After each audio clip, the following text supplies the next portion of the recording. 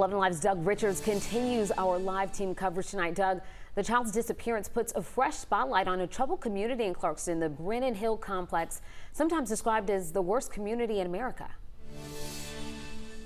Yes, I've first visited this place about 10 years ago, and at that time it seemed to deserve that moniker that came actually a few years later.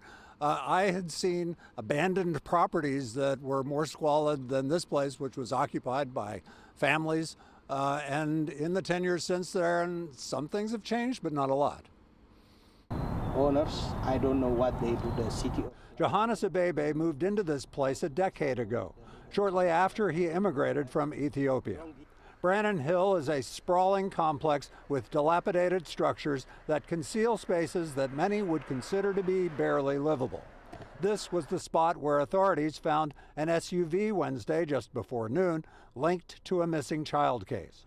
Overnight, police worked a fatal shooting on the same property. I have to move out from this area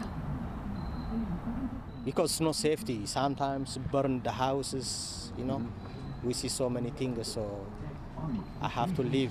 Years ago, DeKalb County arranged to bulldoze portions of the property, hoping to close the book on a place that has been crime-ridden for years.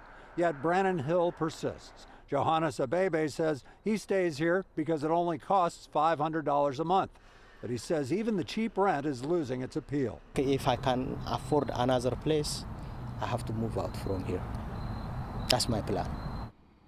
I've talked to government officials over the years about this place, and one of the issues that they have had is the fact that this is a condominium complex, which means that there are multiple property owners, all of them absentee, and as a result, wrangling them to get things done by the government has made this an even more difficult case than many similar property situations in other jurisdictions.